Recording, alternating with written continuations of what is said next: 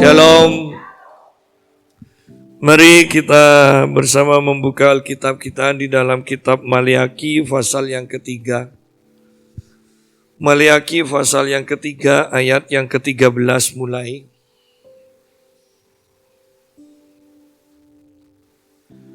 Maliaki pasal yang ketiga ayat 13 mulai. Bicaramu kurang ajar tentang aku, firman Tuhan. Tetapi kamu berkata, apakah kami bicarakan di antara kami tentang engkau? Kamu berkata, adalah sia-sia beribadah kepada Allah.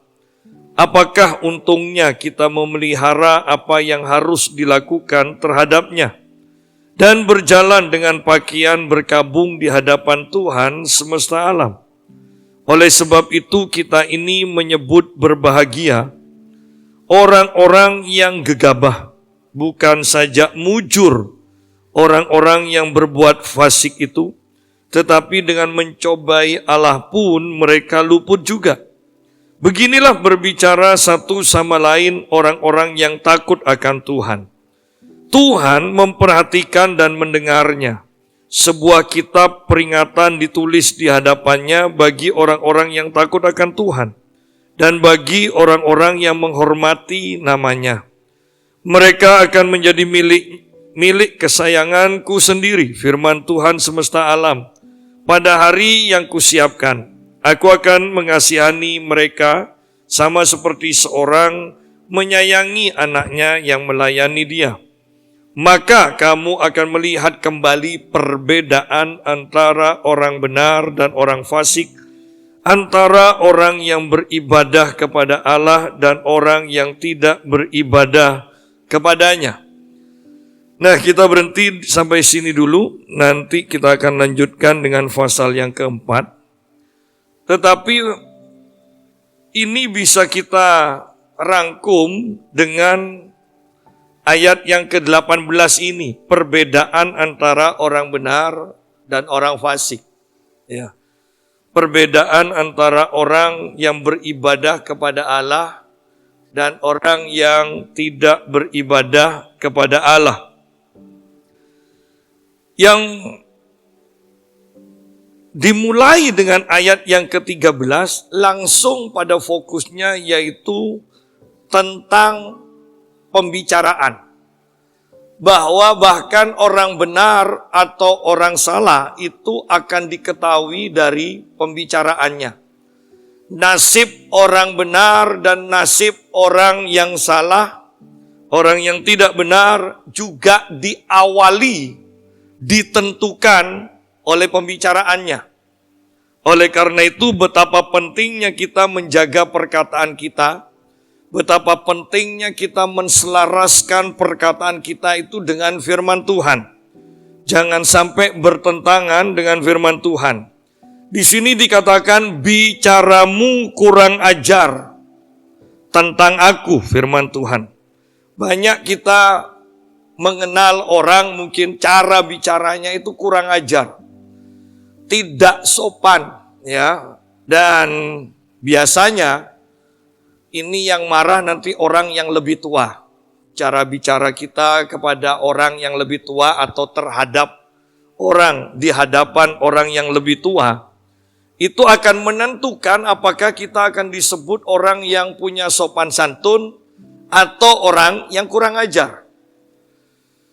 Dan itu pun sudah menjadi masalah ketika kita sudah dicap orang kurang ajar, ya.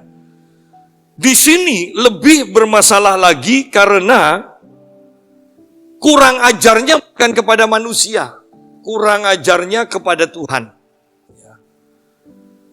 Jadi kitab Maliaki ini sangatlah keras. Kalau kita perhatikan dari pasal yang pertama berbicara tentang korban, ya, tentang korban yang benar, korban yang tidak benar. Pasal yang kedua bicara tentang dosa-dosa para imam, berbicara tentang dosa perceraian, perzinahan, segala macam. Pasal 3 berbicara tentang persembahan perpuluhan dan persembahan khusus. Ini semua kalau ini disampaikan di kebanyakan gereja, sukar gereja untuk menjadi gereja yang besar. Ya. Secara bergurau, ya, anak-anak kaum muda mengatakan pada saya, pokok khotbahnya itu kasih, judulnya pokoknya kasih berkat. Ya. Tentang berkat itu banyak yang nonton dibandingkan judulnya itu yang keras-keras. Ya. Banyak orang yang suka berkat. Nah, ada keselarasan bahwa ternyata yang akan diselamatkan oleh Tuhan itu adalah sisa. Coba lihat, adalah sisa. Berarti yang sedikit. Ya. Saya percaya kalau khotbah Maleakhi ini dari pasal pertama sampai pasal 4 dikhotbahkan, apalagi hanya pendeta undangan ya. Ini dikhotbahkan di gereja yang sudah mapan gitu, yang besar. Pasti tidak akan diundang lagi. Dan inilah nasib dari para nabi di zaman perjanjian lama.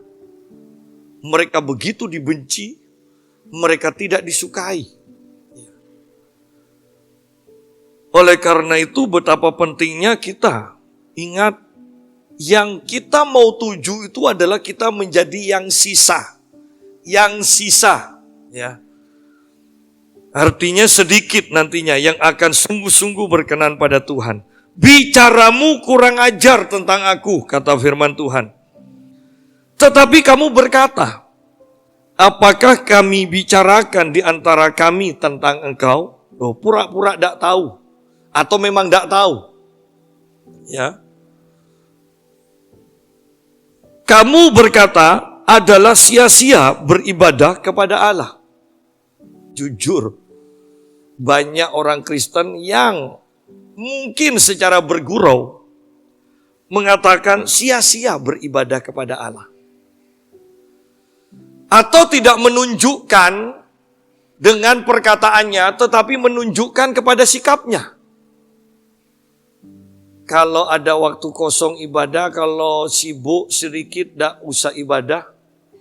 Iya kan? Memangnya kalau ibadah terus menjadi kenyang. Kerja itu loh, dapat uang nanti bisa kenyang. Ya. Nah, pembicaraan model seperti ini. Tanpa sadar kita sebenarnya mengucapkannya di hadapan Tuhan. Dan Tuhan katakan itu pembicaraan yang kurang ajar. Kita tahu kan kalau di hadapan manusia, pembicaraan yang kurang ajar, maka orang itu patut untuk ditempeleng. Iya kan? Di hadapan manusia. Itu kalau sampai Tuhan tempeleng kita. Nah, Anda bisa bayangkan itu. Ya. Karena ini berbicara tentang sikap kurang ajar. Soalnya di dalam 1 Timotius 4 ayat yang ke-8 dikatakan, ibadah itu tidak sia-sia. Ibadah itu berguna dalam segala hal. Ibadah berguna untuk kesembuhan kita. Ibadah berguna untuk kesehatan kita. Ibadah berguna untuk berkat kelimpahan. Ibadah berguna untuk keharmonisan rumah tangga. Ibadah berguna untuk kita bisa masuk surga. Ibadah berguna untuk hubungan kita satu dengan yang lain. Alkitab katakan, ibadah itu berguna, bukan sekedar banyak gunanya, tetapi berguna dalam segala hal. Wow. Berarti tidak ada satupun bidang yang tidak tersentuh oleh aktivitas ibadah.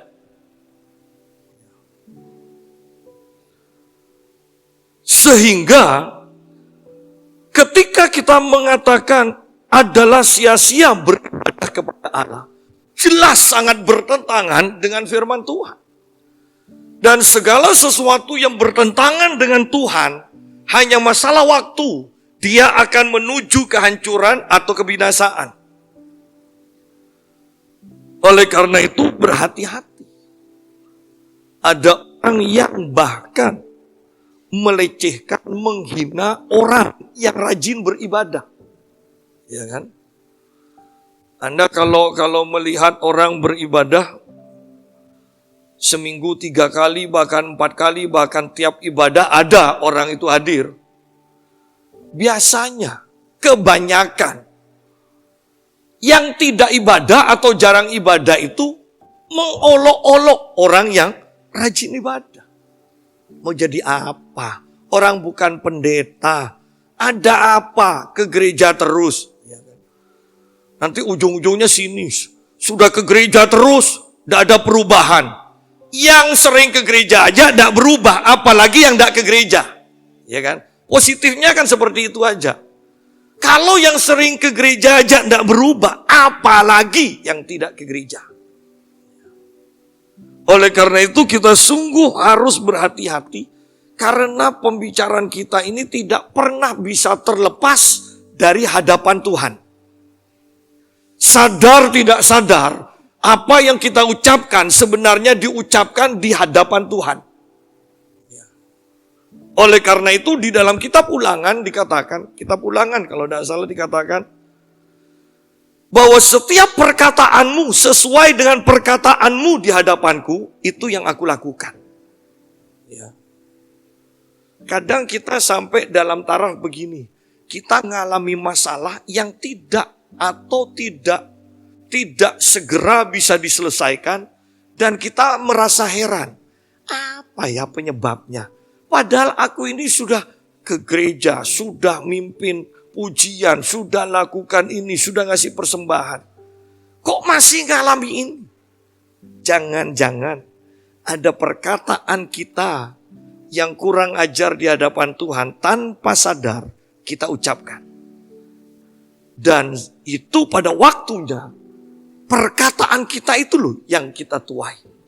Ya, hati-hati di sini. Kamu berkata adalah sia-sia beribadah kepada Allah. Ibadah itu tidak sia-sia. Ibadah itu berguna dalam segala hal. Ingat, dalam segala hal. Bukan beribadah itu berguna dalam banyak hal. Bukan. Banyak itu aja sudah luar biasa.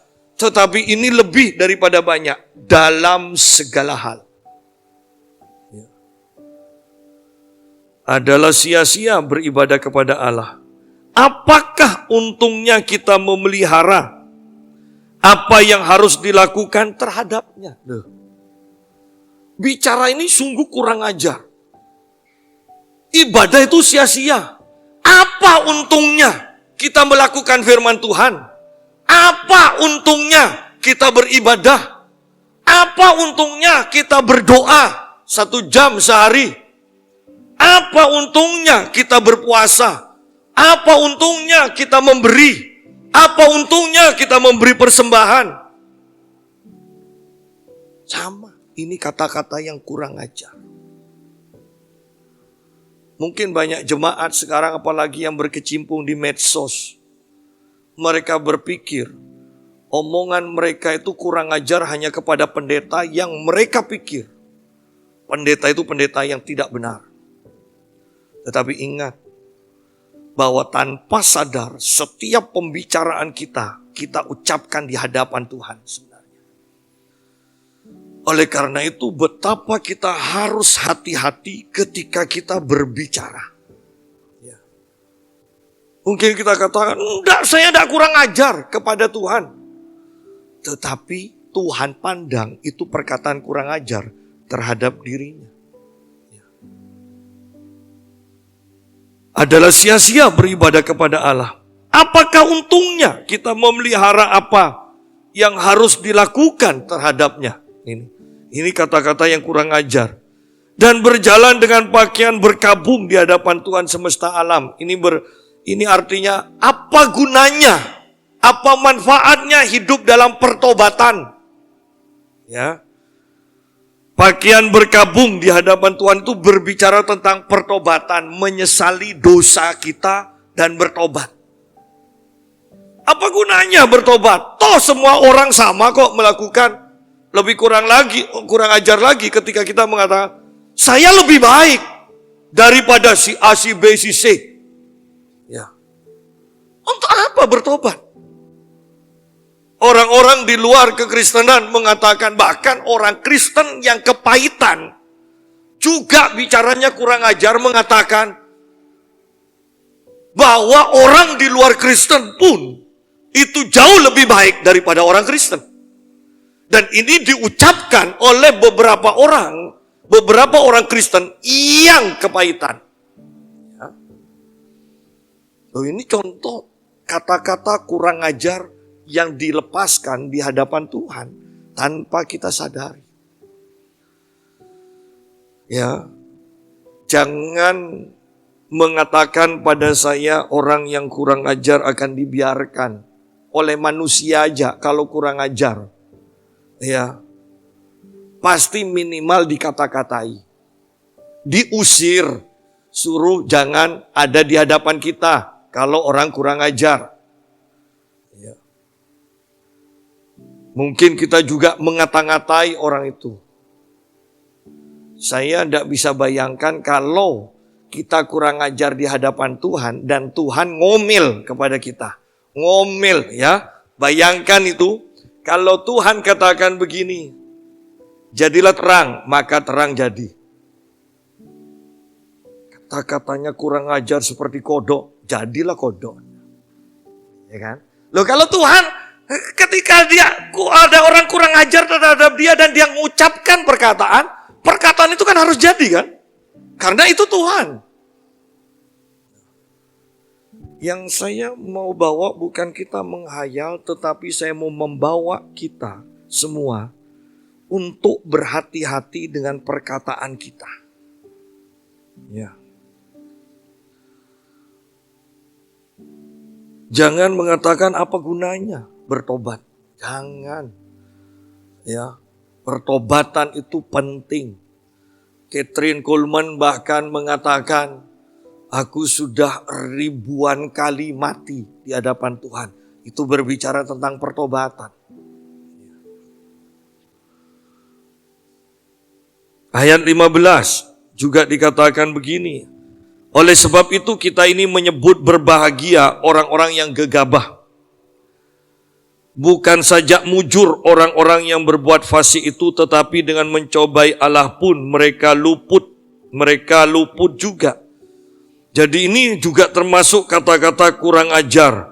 Orang yang gegabah itu orang yang berbahagia. Atau orang yang diberkati. Orang yang berbuat fasik itu pasti mujur. Nah, itu kata-kata kurang ajar. Kalau tidak pelit, bagaimana bisa kaya? Itu kata-kata kurang ajar. Karena sangat bertentangan dengan firman Tuhan. Kalau tidak jahat, kita pasti yang dijahati. Itu bertentangan. Karena Alkitab katakan Tuhan adalah hakim yang adil.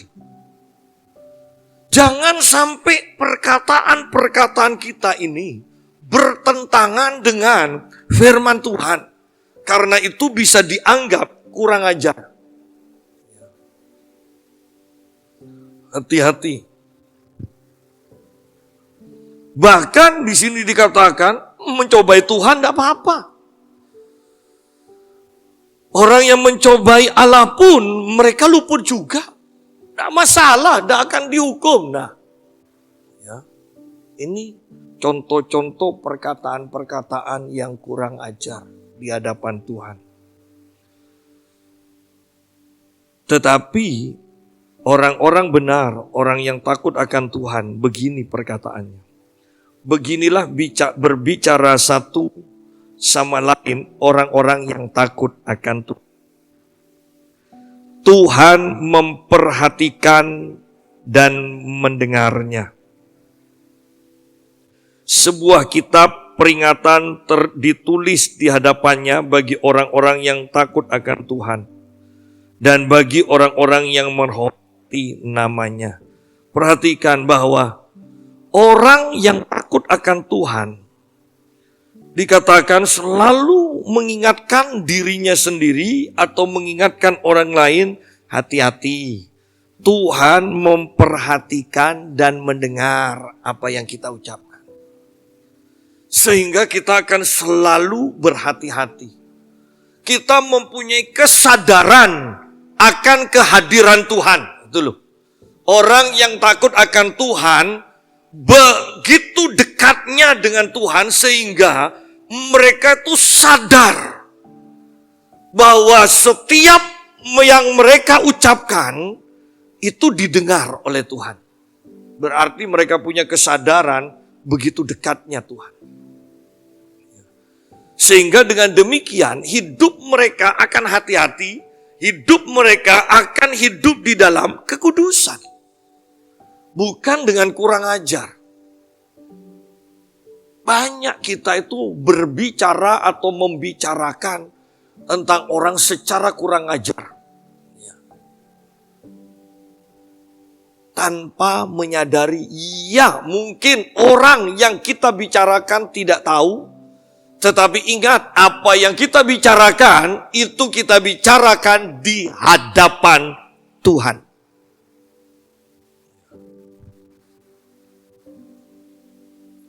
Tuhan memperhatikan dan mendengarnya. Ini orang yang takut akan Tuhan. Kemudian, sebuah kitab peringatan ditulis di hadapannya bagi orang-orang yang takut akan Tuhan dan bagi orang-orang yang menghormati namanya. Ada kitab. Saya selalu katakan, ingat apa yang kita lakukan itu tercatat. Mungkin kita beranggapan, kapan ya nuainya? Kok dak nuai-nuai? Sia-sia apa yang saya lakukan? Tidak. Apa yang kita lakukan itu dicatat oleh Tuhan. Sehingga di sini kan jelas dikatakan sebuah kitab peringatan ditulis di hadapannya. Di dalam kitab Wahyu ketika penghakiman nanti dikatakan satu kitab kehidupan dibuka dan kitab-kitab yang lain dibuka. Anda kan bingung di sana. Satu kitab. Ini yang sangat menentukan apakah nama kita tercatat di sana atau tidak. Kalau kitab-kitab yang lain, itu bisa jadi hanya dosa-dosa kita, dosa-dosa orang yang tercatat. Tetapi ingat, ketika nama kita masuk di satu buku kehidupan itu, yang lain sudah tidak direken. Sudah. Ya. Betapa pentingnya kita masuk ke dalam satu buku itu, nama kita. Buku kehidupan.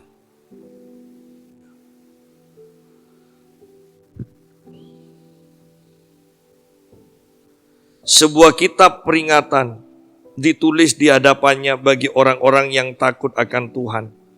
Dan bagi orang-orang yang menghormati namanya. Tidak kurang ajar. Menghormati namanya. Menghormati Tuhan. Ya, tidak kurang ajar. Mereka akan menjadi milik kesayanganku. Ini orang yang takut akan Tuhan, orang yang tidak kurang ajar. Dikatakan mereka akan menjadi milik kesayanganku sendiri. Firman Tuhan semesta alam, pada hari yang kusiapkan, aku akan mengasihani mereka sama seperti seseorang menyayangi anaknya yang melayani dia. Tuhan akan mengasihi kita. Sehingga perbedaannya jelas. Maka kamu akan melihat kembali perbedaan antara orang benar dan orang fasik. Antara orang yang beribadah kepada Allah dan orang yang tidak beribadah kepadanya. Jelas beda. Ya. Semakin lama, semakin mendekati kedatangan Yesus. Perbedaan antara orang benar dan orang fasik itu akan semakin jelas. Ya. Tidak tahu kenapa secara pasti, tetapi Anda akan perhatikan bahwa orang benar akan semakin rajin beribadah, tetapi orang fasik Mungkin mereka sendiri pun tidak tahu, pokoknya tambah males ibadah gitu loh. Orang benar akan semakin mengejar Tuhan di dalam doa, di dalam baca Alkitab. Orang fasik akan semakin berkurang waktu doanya, waktu baca Alkitabnya, bahkan waktu ibadahnya.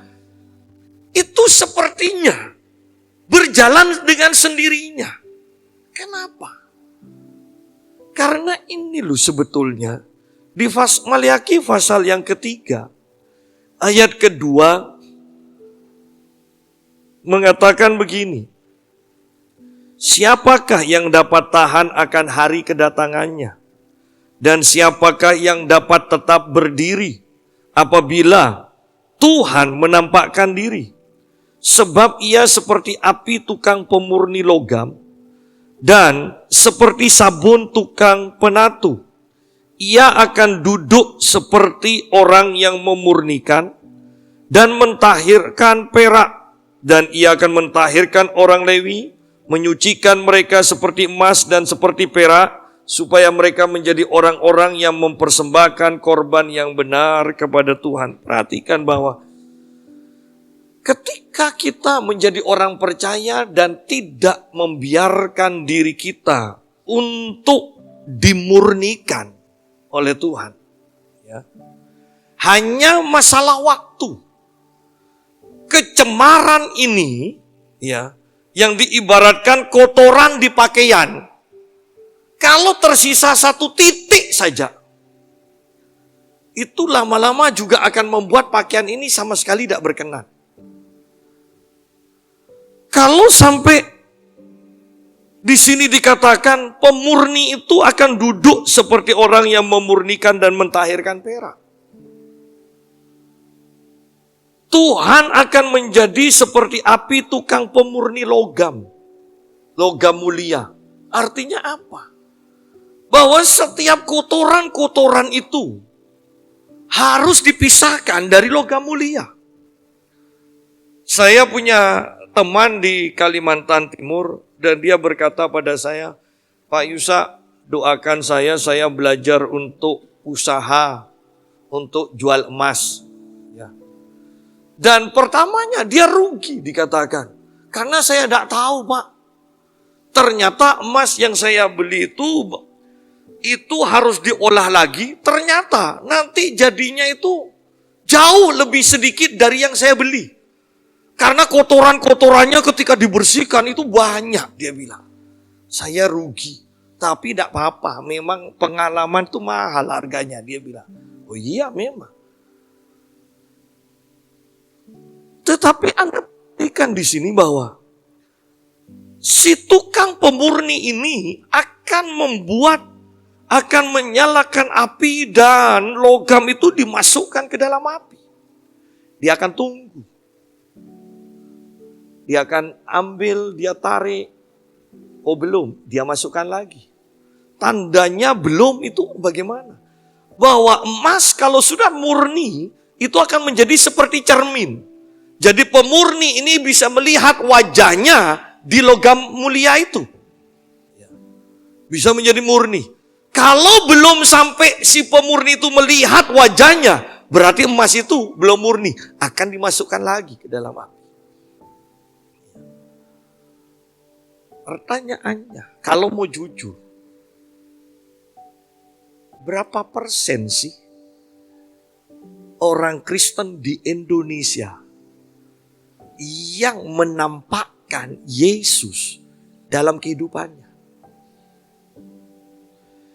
Yang Yesus bisa kelihatan dalam kehidupan kita. Berapa persen? Berarti kalau Yesus belum nampak. Oleh karena itu dikatakan juga bahwa aku harus semakin berkurang. Ya itu seperti emas itu loh. Ketika dimurnikan semakin berkurang.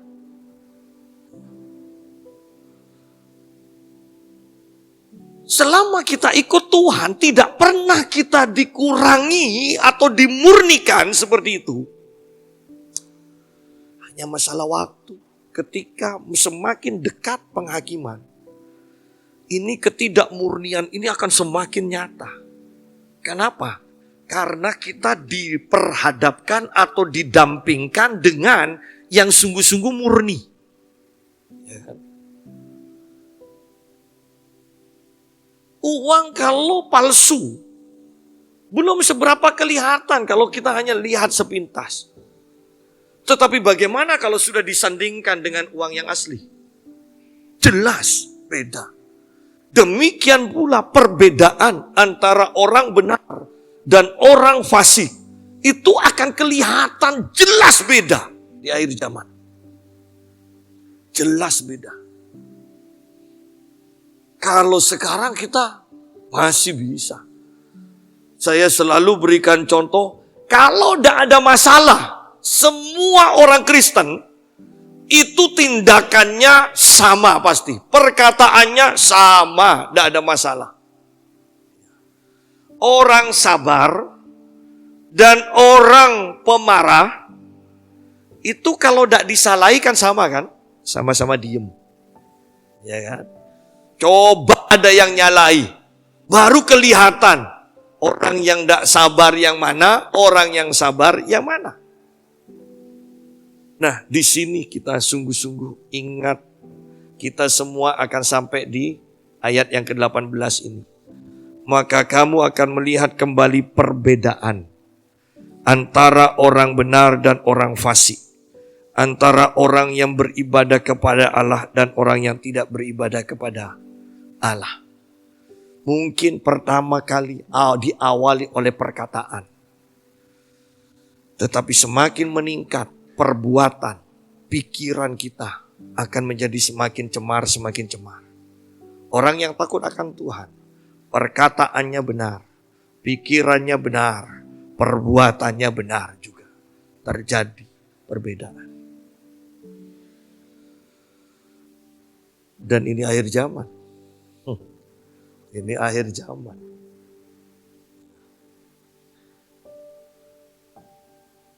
Pasal yang keempat, kita masuk kepada hari Tuhan.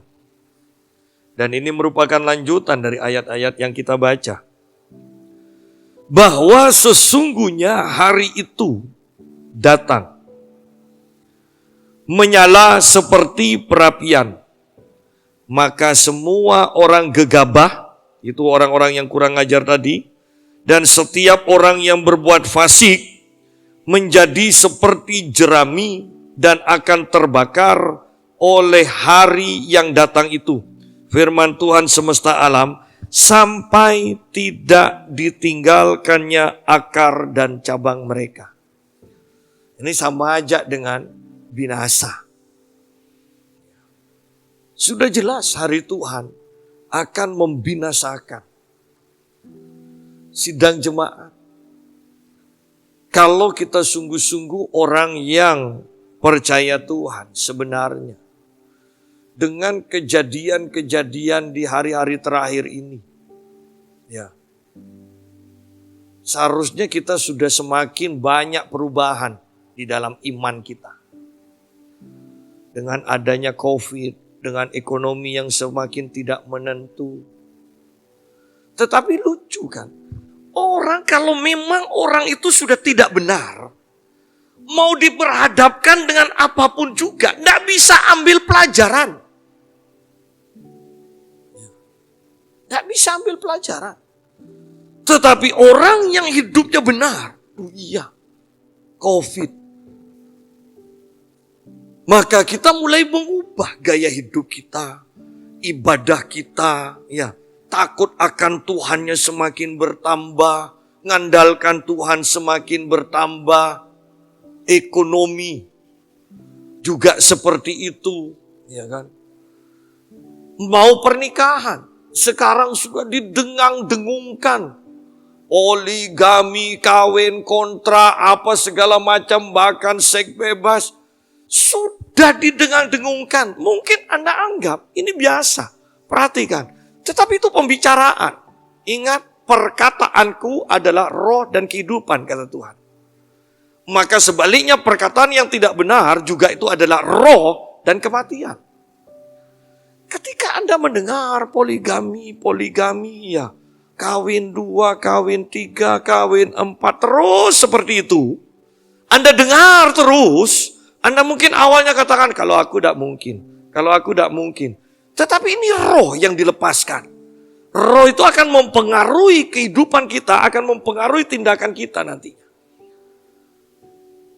Dan Anda tanpa sadar nanti, Anda akan melakukan percinahan, percabulan, dan kemudian bagaimana? Tanggung jawab. Tanggung jawab.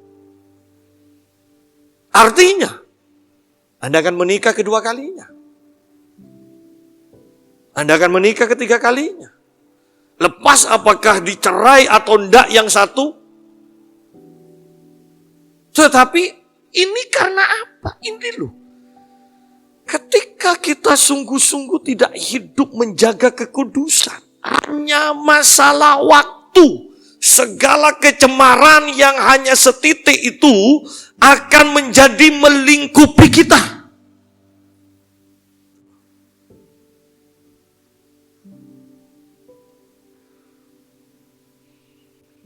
Anda perhatikan, walaupun kita sekarang tidak bisa wacap dosa-dosa, tetapi Anda perhatikan bahwa lihat pakaian orang dulu, semuanya tertutup, kemudian mulai berkurang, dan menjadi mini, dan semakin mini, dan di beberapa tempat mulai telanjang kan? Loh, ini memang cara kerjanya itu seperti itu. Tidak mungkin Anda dari semua pakaian lengkap tertutup kemudian langsung telanjang. Tidak mungkin. Ya, tidak mungkin. Itu akan dimulai dikurangi sedikit-sedikit sama. Ketika kebenaran ini dikompromikan juga sedikit demi sedikit, maka Anda tidak akan pernah menemukan kebenaran yang sebenarnya. Jangan pernah kompromikan. Karena surga dan neraka tidak pernah berubah. Percayalah, sejuknya surga tidak pernah berkurang. Api neraka tidak pernah berkurang juga. Oleh karena itu, kebenaran dan dosa tetap tidak akan berkurang dampaknya. Semuanya akan stabil. Anda mungkin katakan, tapi ini memang zamannya seperti ini. Oh iya, zaman. Tetapi masalah dosa dan benar itu tidak mengikuti zaman. Ingat itu. Hati nurani kita, di mana Roh Kudus tinggal. Sekalipun ada aturan kebebasan, hati nurani ini akan mengingatkan kita mana yang tidak benar, mana yang benar. Oleh karena itu bahkan kita sudah diingatkan. Kamu sesat karena kamu tidak mengerti, tidak mengenal kuasa Allah dan mengerti kitab suci.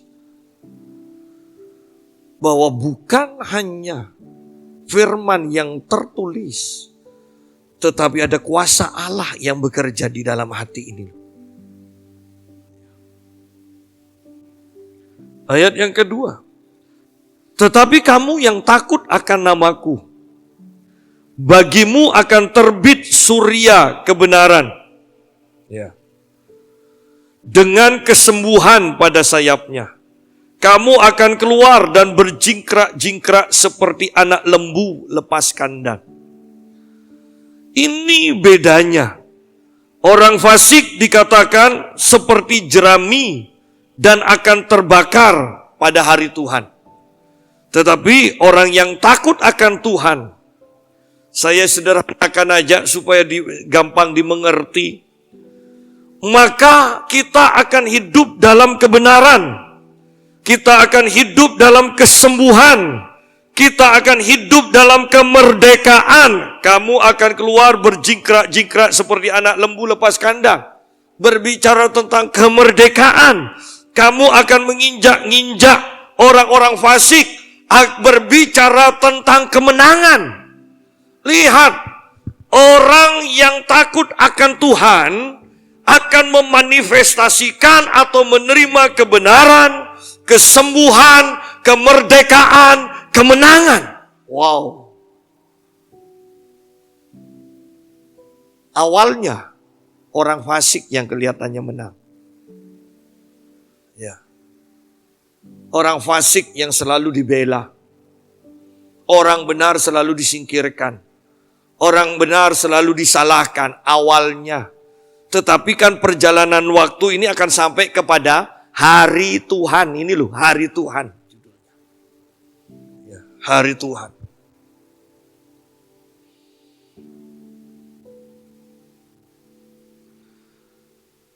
Kamu akan menginjak-injak orang-orang fasik sebab mereka akan menjadi abu di bawah telapak kakimu pada hari yang kusiapkan itu, firman Tuhan semesta alam, pada hari Tuhan. Sidang jemaat, bahkan kitab Sefanya mengatakan hari Tuhan itu hari yang sangat menakutkan. Bahkan dikatakan pahlawan pun sampai menangis. Anda bisa bayangkan pahlawan menangis? Anda bisa bayangkan Rambo nangis? Ya. Kan kalau di film Rambo walaupun mau disiksa bagaimanapun tenang. Ya. Paling giginya yang agak ya. Tapi tidak pernah nangis kan? Itu kalau sampai Rambo nangis tidak laku filmnya. Ya, ya. Tetapi yang saya mau katakan, hari Tuhan itu sangat menakutkan. Sampai digambarkan pahlawan pun menangis. Anda bisa bayangkan itu. Kalau kena COVID aja jalan-jalan bisa sepi. Ya kan? Bisa bayangkan COVID tambah penyakit virus-virus yang lain, tambah 3 macam virus lagi aja. Ya. Bersama di beberapa negara seperti itu, sepi.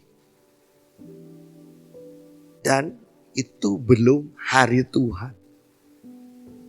Belum hari Tuhan. Hari Tuhan dikatakan, bahkan pahlawan pun menangis. Yang sangat mengerikan sebenarnya bukan hari Tuhan, tetapi melihat orang-orang tidak menyadari dan mempersiapkan diri sedemikian rupa. Itu. Semakin mendekati hari Tuhan, di dalam kitab Timotius dikatakan manusia di akhir zaman. Orang bukannya semakin sabar tetapi semakin pemarah. Orang bukannya semakin mengasihi satu sama lain tetapi semakin mencintai diri sendiri. Di akhir zaman orang bahkan tidak mengakui kekuatan ibadah. Mengingkari kekuatan ibadah. Seharusnya di akhir zaman ibadah itu semakin dimanifestasikan kuasanya. Ini justru semakin tidak kelihatan. Seperti yang saya katakan. Berapa banyak gereja yang tidak percaya kesembuhan ilahi, sedangkan sekarang dengan adanya virus ini kan merata. Seharusnya dalam keadaan seperti ini, kan gereja harus lebih percaya dan mencari kuasa dari kuasa Allah itu. Tetapi justru yang kita lihat, gereja semakin kehilangan kuasa. Dan lebih menakutkan lagi, gereja yang tidak berkuasa dan tidak menekankan kuasa dan tidak percaya pada kuasa dianggap gereja yang benar.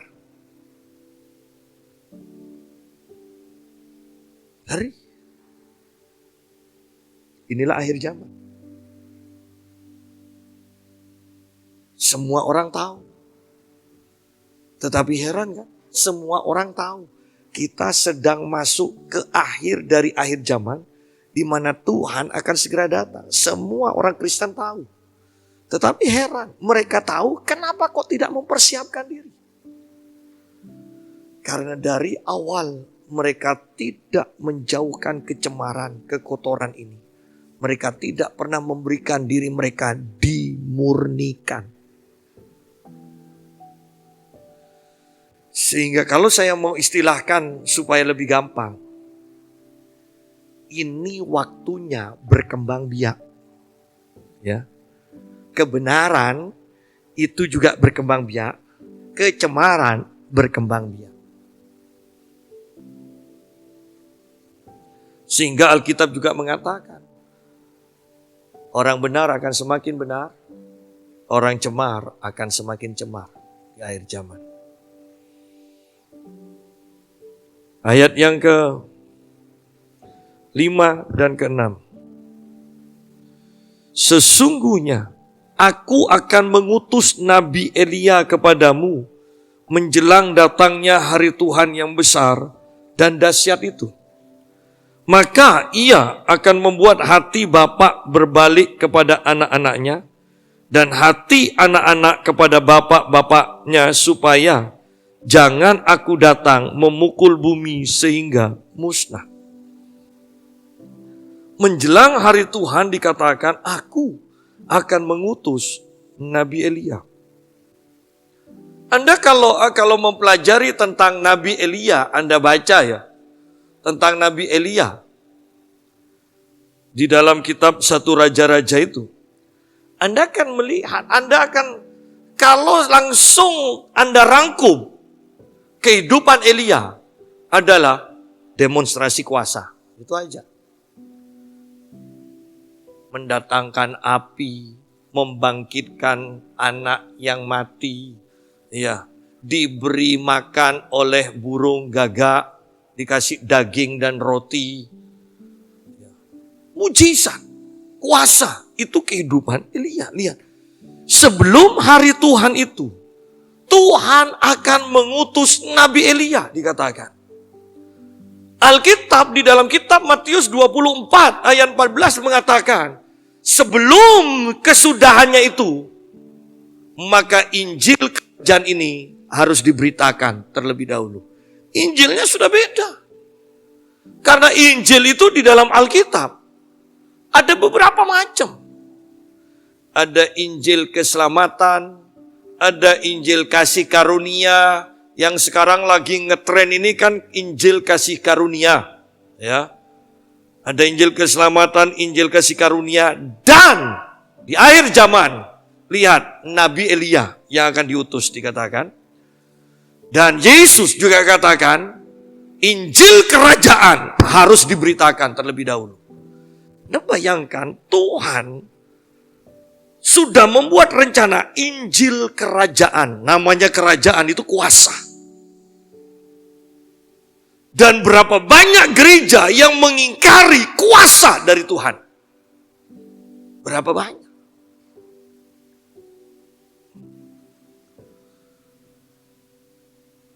Bukankah ini termasuk penyesatan?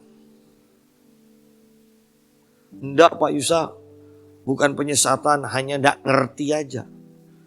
Kalau ngerti tidak mungkin sesat. Itu aja. Justru karena tidak ngerti mudah disesatkan.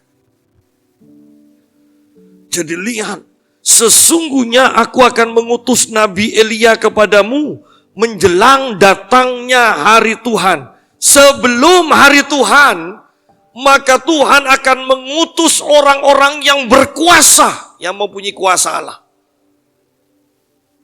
Sebelum hari Tuhan, maka Injil kerajaan harus diberitakan.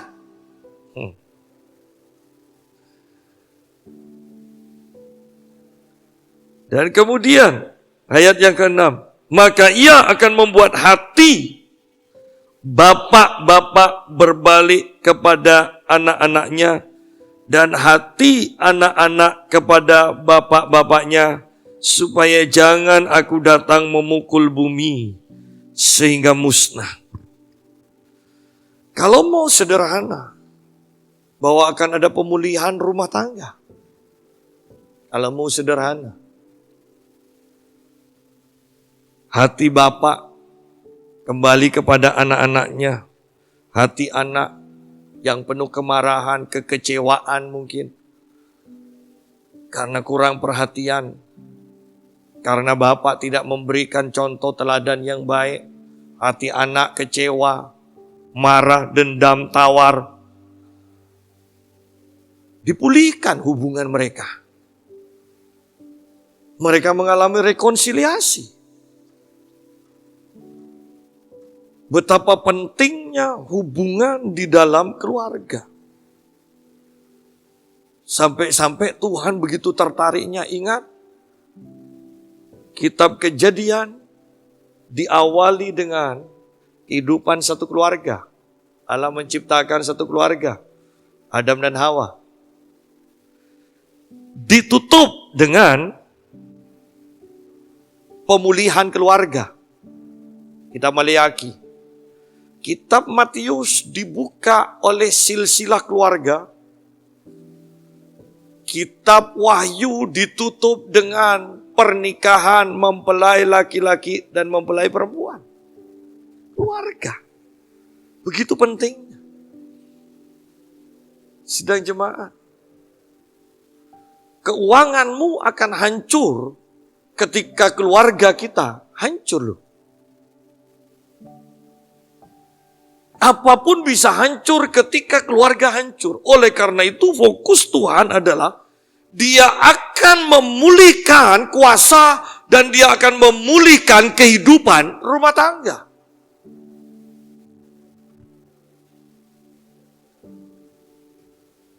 Sangat seru di akhir zaman ini. Maka ia akan membuat hati bapak-bapak berbalik kepada anak-anaknya dan hati anak-anak kepada bapak-bapaknya, supaya jangan aku datang memukul bumi sehingga musnah. Berarti kemusnahan itu juga ditentukan oleh rumah tangga. Selama rumah tangga itu dipulihkan Tuhan, maka kehidupan itu akan mengalir. Kan Alkitab juga katakan bahwa di mana ada kerukunan, maka di situ Tuhan akan perintahkan berkat. Paling mudah kerukunan, ya di rumah tangga. Rukun apa enggak? Suami istri, bapak anak, ibu anak, anak orang tua. Rukun apa tidak? Berkat itu akan dicurahkan. Oleh karena itu mari perhatikan. Kembali kepada pembahasan kita. Ingat, di akhir zaman, hati-hati dengan pembicaraan kita.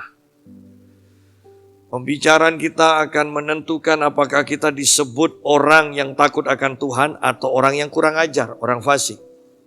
Ya. Hati-hati dengan pembicaraan kita, dan kita juga harus menyadari sungguh-sungguh hari Tuhan segera datang. Perbedaan akan menjadi semakin nyata antara orang fasik dan orang benar.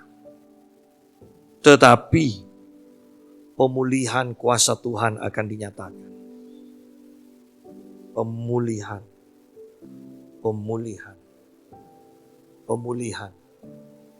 Bapak akan mengasihi anaknya lagi. Anak akan dekat kepada bapaknya lagi. Lucu di sini kalau kita perhatikan, bukan sekedar liturgi ibadah, tetapi masalah yang nyata, demonstrasi kuasa dan kehidupan rumah tangga. Ini yang akan terjadi. Dan ini akhir zaman. Butuh kesatuan loh. Iya kan? Rumah tangga kalau tidak bersatu, pendapatan berkurang aja. Separuh aja ya, berkurang. Kira-kira suami istri bisa saling tengkar? Bisa. Anak-anak bisa ngomel? Bisa. Dari ayam ke tempe terus. Makanya tempe itu katanya kan bikin darah tinggi kan. Kalau dimakan 3 bulan tuh darah tinggi ada. Ya. Jadi hati-hati ya, hati-hati. Ayo benahi diri kita. Apakah kita bersedia dimurnikan? Bisa bayangkan seperti Raja Daud. Seperti Raja Daud. Selidiki aku Tuhan. Loh ini Daud. Selidiki aku Tuhan. Pak Yusa, itu kan setelah jatuh Daud baru sadar. Oh iya. Tetapi ingat loh. dari semua kehidupan Daud itu semuanya benar. Selidiki, Daud aja tidak tahu. Kenapa kok bisa? Itu kan aneh. Saya mau katakan itu aneh. Selidiki aku. Saya percaya kalau zaman sekarang, Daud akan ditunjukkan, ini loh kamu. Kamu itu tidak disayang sama orang tuamu. Kamu itu lahir bukan dari pernikahan yang resmi. Jadi Daud itu adalah hasil hubungan papanya itu dengan perempuan yang bukan istri. Oleh karena itu Anda perhatikan, semua saudara Daud yang laki-laki dipanggil ketika Samuel datang. Hanya Daud yang tidak ada. Kenapa? Karena Daud lahir dari hubungan yang tidak benar. Hubungan yang salah.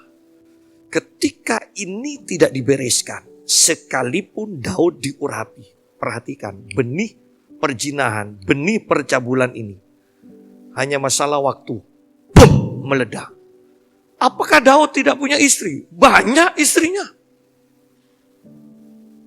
Cantik-cantik, jelas saya percaya, pasti cantik-cantik. Kok bisa? Ini loh, ketika benih, ketika tidak dimurnikan sampai benar-benar murni.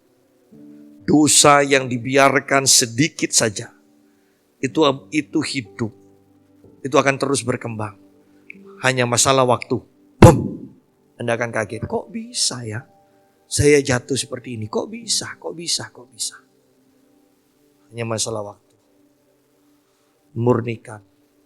Minta pemurnian. Minta dimurnikan Tuhan.